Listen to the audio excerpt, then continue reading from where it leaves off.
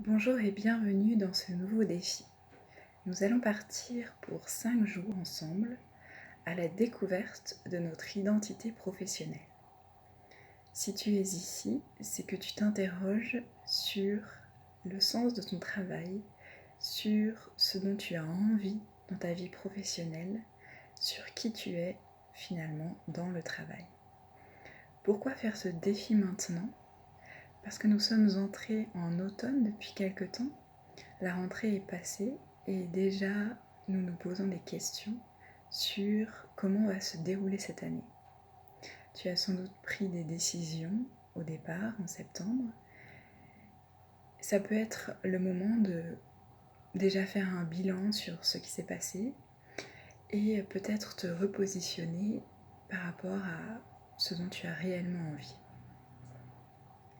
Nous allons partir aujourd'hui sur un tableau de visualisation.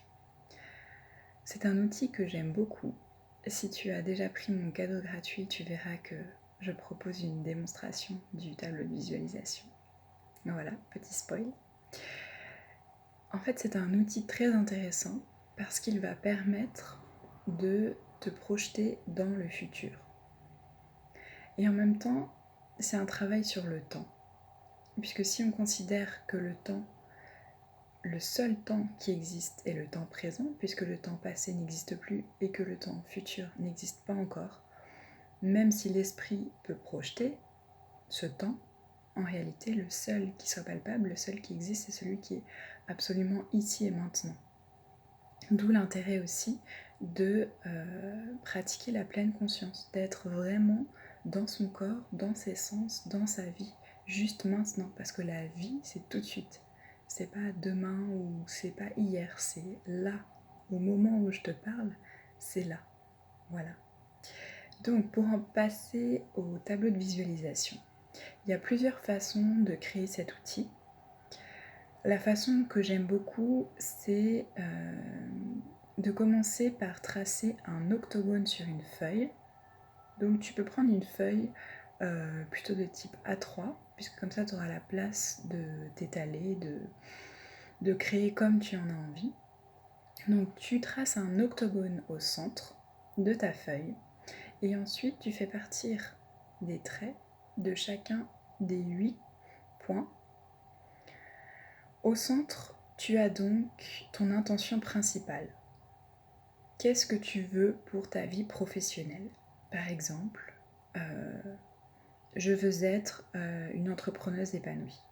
Voilà, exemple. Ce qui est important, c'est de rédiger cette affirmation au présent, puisque l'univers ne comprend que le présent. Donc je suis une entrepreneuse épanouie où je veux être, et non pas au futur. Déjà ça c'est le premier point. Et ensuite, dans chacune des 8 sous-parties, tu vas pouvoir définir tes sous-objectifs. Donc peut-être que ça va te venir instinctivement, naturellement, intuitivement. Peut-être que tu vas avoir besoin d'y réfléchir avant, de penser les choses. Ça, c'est propre à chacun. Donc une fois que tu as fait tout ça, l'idée c'est de pouvoir associer une image à chaque intention. Les images, ça permet justement cette visualisation, ça permet au cerveau d'imprimer vraiment ce que tu souhaites. Donc ces images, tu peux les trouver dans des magazines que tu as récupérés ou sur internet et tu les imprimes. L'intérêt, c'est que tu peux choisir vraiment les images qui te parlent. Voilà. Donc ça, c'est ma façon à moi de faire le tableau de visualisation. Je vais te montrer un exemple d'un que j'ai pu réaliser. Voilà. Donc au centre, mon intention principale que j'ai écrite, j'ai mis ma photo. Et ensuite autour, les 8 sous-intentions. Voilà. Donc ça, c'est ma façon de faire, c'est une idée. Mais le tableau de visualisation, c'est un exercice qui peut se définir de plusieurs façons, qui peut se décliner de plusieurs façons. Il y a des personnes qui vont donc prendre une feuille et absolument remplir la feuille avec plusieurs images, et à côté des images, coller des petits textes. Ce qui est important, c'est que tu trouves des images qui te ressemblent, qui te parlent, qui sont en lien avec ton projet, avec ton souhait.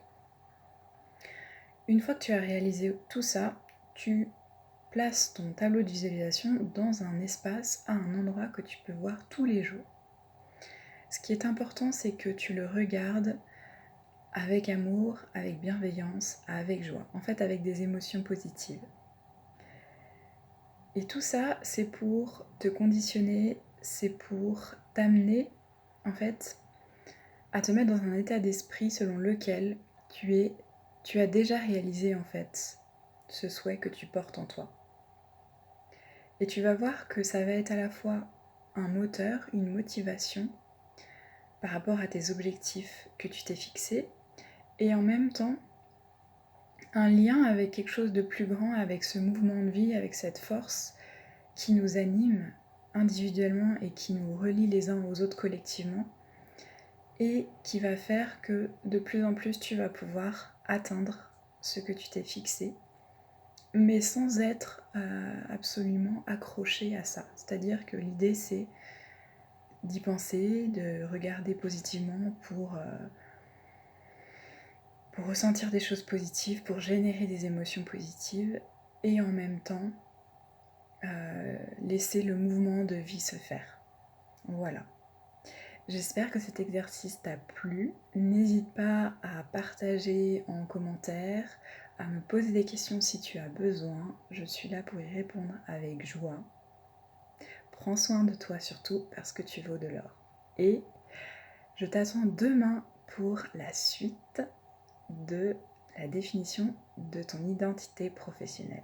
À très bientôt.